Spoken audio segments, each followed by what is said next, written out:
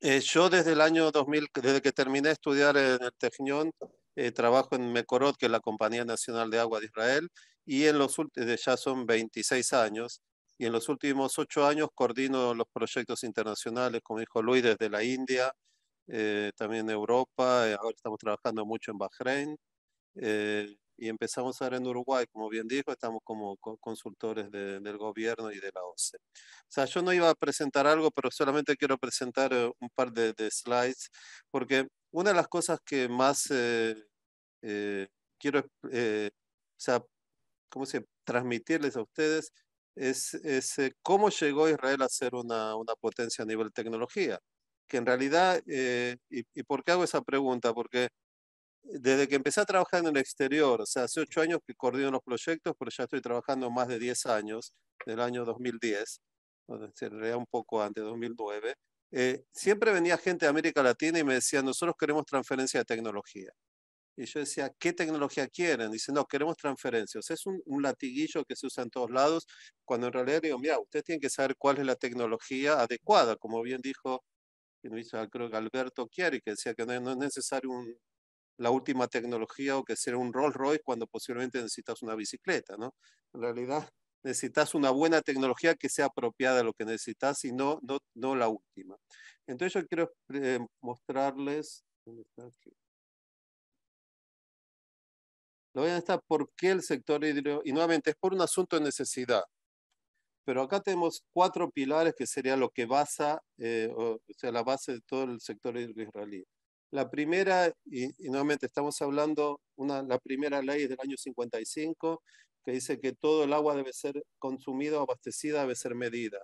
Estamos hablando de una ley de la medición del año 55, que eso incluye también la ley, o sea, el agua consumida en la agricultura, que en gran parte de América Latina no es así, como bien lo presentó uno de las personas antes, creo que fue Carlos Rivas, que dijo entre el 70 y el 80% del agua es consumida por la agricultura y la mayor cantidad del mundo ese agua es solamente estimada, no es ni medida, es estimada.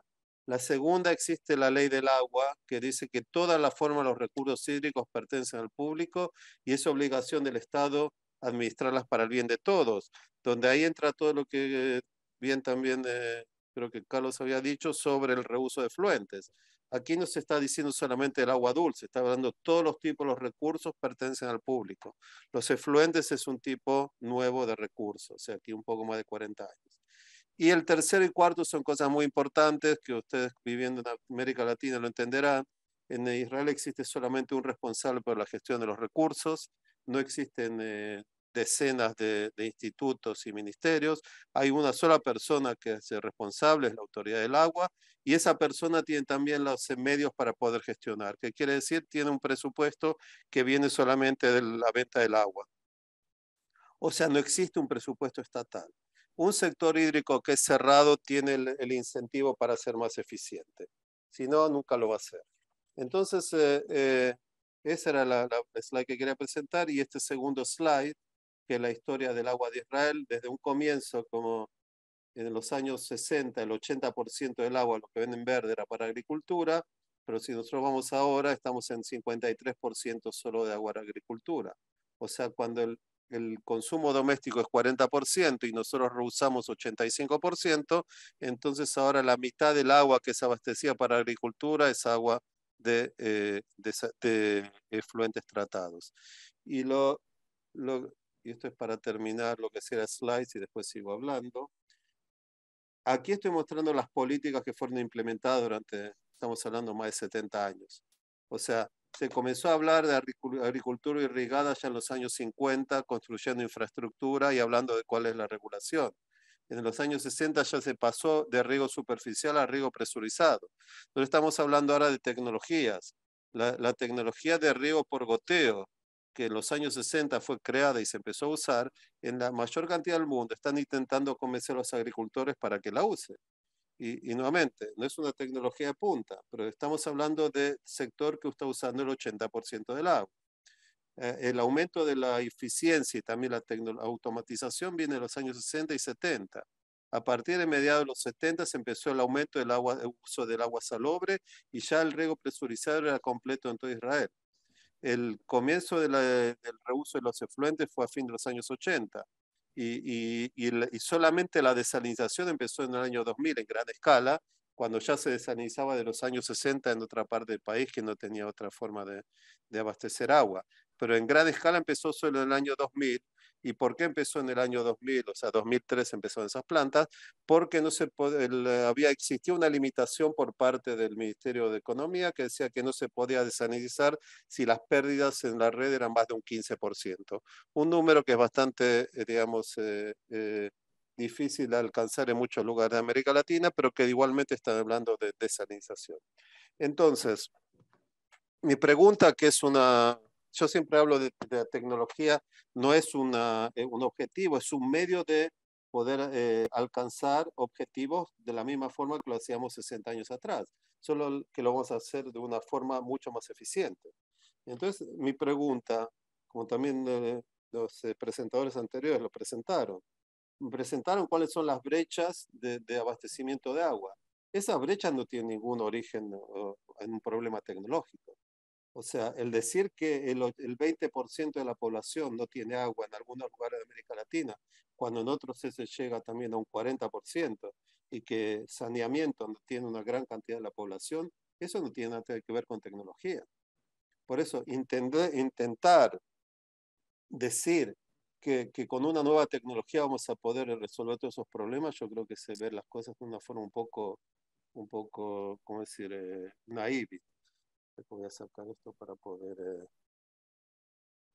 Por eso, eh, otra de las cosas, fíjense que estamos hablando del riego por goteo, una tecnología de punta.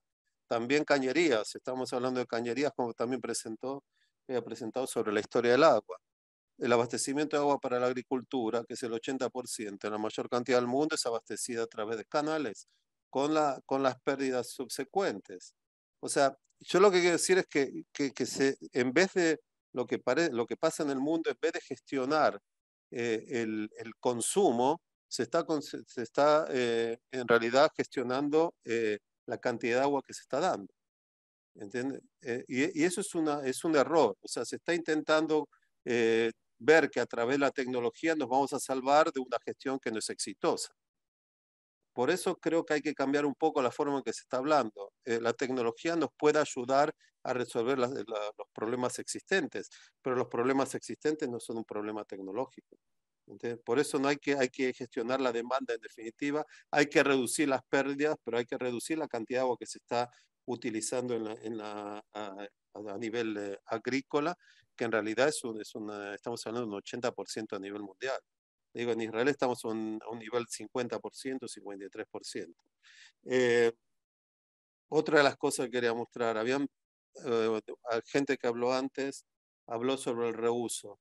El reuso en Israel fue por una necesidad y una forma de convencer a los agricultores de usar ese agua fue a través del precio del agua. O sea, como los agricultores, como comenté antes, el sector hídrico israelí es cerrado. O sea, el costo del agua tiene que estar reflejado en el precio del agua. Todos los costos son cubiertos a través del precio del agua y también el desarrollo de los proyectos nuevos.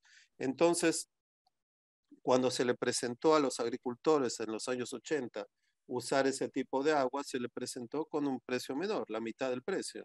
Pero como esa agua es medida, si ellos usan más de la cuota que tienen que usar, se le empieza a cobrar más como si fuera agua potable. O sea, yo digo, y es algo que es muy o sea, peculiar dentro de América Latina y también en los lugares de África, que se habla del derecho al agua. Yo creo que todo el mundo tiene el derecho al agua y por eso hay que abastecer agua a todo el mundo. Pero por el otro lado, estamos hablando de un contrato. El contrato está bien, todo el mundo tiene que recibir agua, pero por otro lado tiene que utilizarla sabiamente y sin derrochar. Y en la mayor cantidad del mundo no se habla de esa parte del contrato. A la gente se le da agua sin medir, y yo estoy hablando de cobrar o no cobrar, porque el precio del agua es una herramienta de gestión, de que la gente no derroche el agua. No es para darle, digamos, una multa porque está usando, pero la gente no sabe en muchos lugares del mundo cuánto está usando. Y eso es la base. Por eso cuando se hizo en Israel en el año 55 la ley de la medición, no se hizo para cobrar el agua, se hizo porque, o sea, dentro de eso está escrito que si no se mide es imposible gestionar. Entonces, otra cosa que quería hablar de la gente que habló antes, eh, alguien que, Alberto Chiari, que habló antes, el asunto de las eh, equivocarse. Es fundamental. Cuando hablan en Israel de por qué el Startup Nation y por qué se hacen tantas tecnologías, nuevamente es por un asunto de necesidad, porque el agua tiene su precio, pero otra, ¿por qué tiene tanto éxito? Porque el israelí en sí no tiene miedo de fracasar. Cuando ustedes ven las de startup que salen y que hacen un exit y que se han vendido por mucho dinero, es que la quinta startup de las personas que están haciéndola. O sea, es muy poco el porcentaje de personas que hacen un primer startup y les va bien.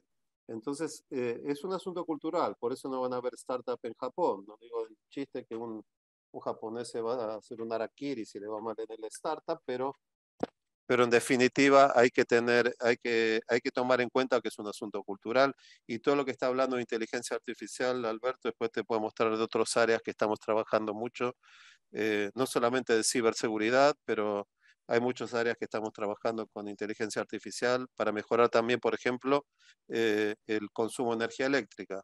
El consumo de energía eléctrica en Israel, hasta que empezamos a desalinizar, el sector hídrico, o sea, representaba el 2% del consumo de energía eléctrica. Ahora ya pasamos el 7% de toda la energía de Israel por eso tenemos una forma, o sea, el ente regulador nuestro nos obliga a ser más eficientes cada año. Había años que teníamos que ser un 2% cada año, ahora estamos en realidad por un 1% por año. Y eso nada más para saldar la pregunta básica que existe muchas veces si las compañías tienen que ser privadas o públicas, que tienen que abastecer agua. Yo creo que tienen que ser públicas, pero lo que necesita más, ¿quién va a ser el ente regulador? El ente regulador tiene que regular y tiene que obligar a las compañías, tanto privadas como públicas, que sean más eficientes. Y ahí está la base. Cuando hay una necesidad de ser más eficientes, ahí van a surgir las tecnologías.